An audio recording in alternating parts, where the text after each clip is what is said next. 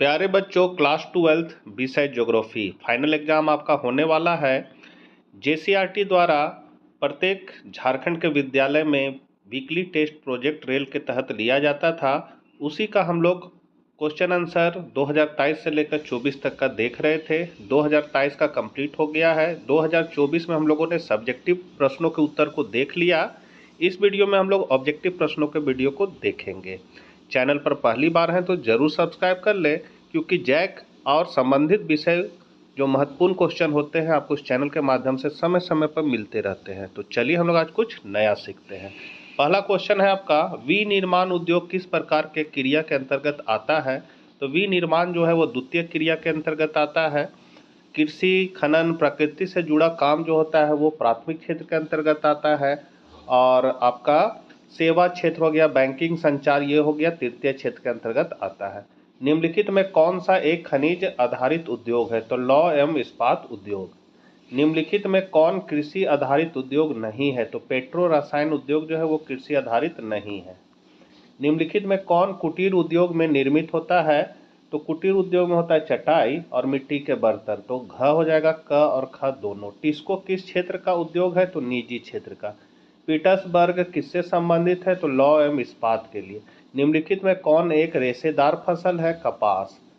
स्वर्ण रेशा किसे कहते हैं? तो जूट को।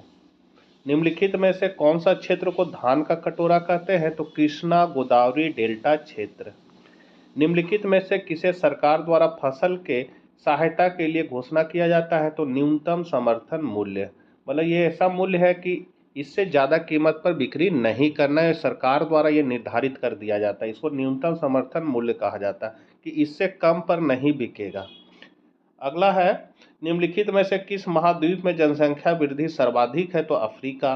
विश्व में सबसे अधिक जनसंख्या वाला महादेश है एशिया। विश्व में सबसे अधिक जनसंख्या वाला देश कौन है? तो चीन।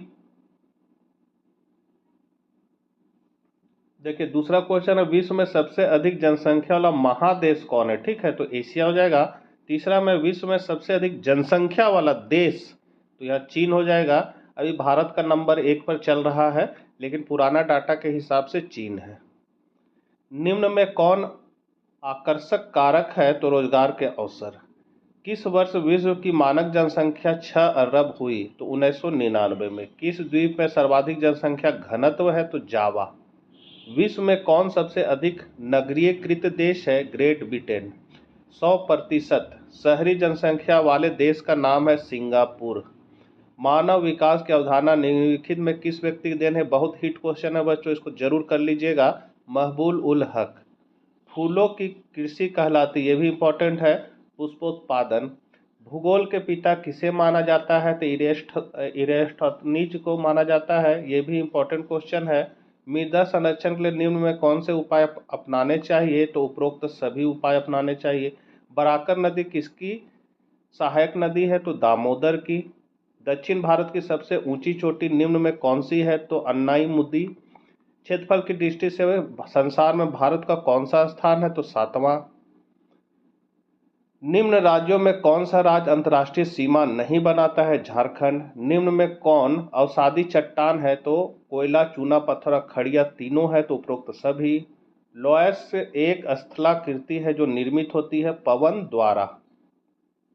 कर्क रेखा निम्न में से किस राज्य से होकर नहीं गुजरती है? तो नहीं गुजरती उड़ीसा।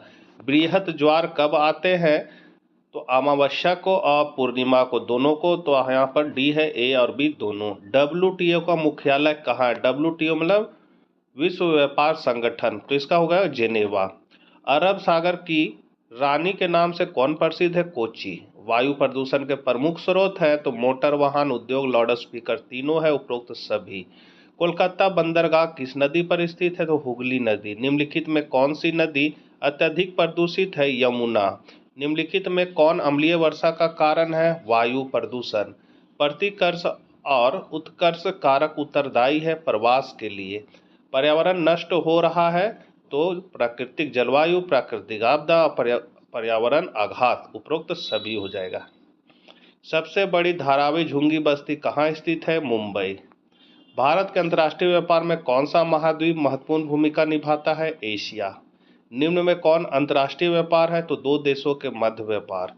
जब आयात निर्यात से अधिक हो जाता है तो क्या होता है? तो प्रतिकूल व्यापार हो जाता है। निम्नलिखित महाद्वीपों में से किस एक से विश्व व्यापार का सर्वाधिक प्रवाह होता है? तो उत्तरी अमेरिका। संसार के अधिकतम महान पतन किस प्रकार वर्गीकृत किए गए हैं? तो विस्तृत पतन। WTO का पूरा नाम क्या है? तो वर्ल्ड ट्रेड ऑर्गेनाइजेशन। दक्षिण अमेरिकी राष्ट्र में कौन सा एक देश ओपेक का सदस्य है? वेनेजुएला। WTO का मुख्यालय कहाँ स्थित है? जिनेवा। रेशम मार्ग की अनुमानित दूरी कितनी है? 6000 किलोमीटर। किस वर्ष गैट का रूप बदलकर इसे WTO कर दिया गया था? 1995। मतलब WTO की स्थापना 1995 को हुई थी। वर्तमान में सार्क देशों की संख्या कितनी है? 8। योजना आयोग की स्थापना कब हुई? 1950। अभी इसका नाम हो गया नीति आयोग। किस पंचवर्षीय योजना में समाजवादी समाज की स्थापना का प्रतिरूप प्रस्तुत किया गया था? तो द्वितीय पंचवर्षीय योजना। भारतीय रेल प्रणाली को कितने मंडलों में विभाजित किया गया है? 18। कोंकण रेलवे किन राज्यों से होकर गुजरती है? तो महाराष्ट्र, गोवा, कर्नाटक। WTO का मुख्यालय कहाँ है? जिनेवा। ये क्वेश्चन बार बार आ रहा है। दक्षिण अमेरिका का कौन सा देश ओपेक का सदस्य है? वेनेजुएला। जागी रोड नामक गांव में आयोजित मेले का क्या नाम है?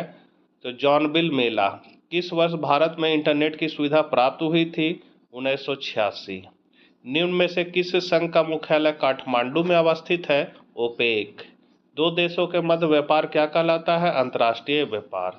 तो बच्चों 2024 में जितना भी ऑब्जेक्टिव क्वेश्चन शुरू से अभी तक आया था सबको इस वीडियो के माध्यम से मैंने बता दिया है। तो 2023 का ऑब्जेक्टिव और उसका सब्जेक्टिव, 2024 का ऑब्जेक्टिव और सब्जेक्टिव वीकली टेस्ट में आए हुए सारे प्रश्न को मैंने करा दिया है। एक नज़र जरूर देख लीजिएगा। आपका एग्जाम अच्छा जाए। तो मिलते हैं नेक्स्ट वीडियो साथ। जय हिंद, जय भारत।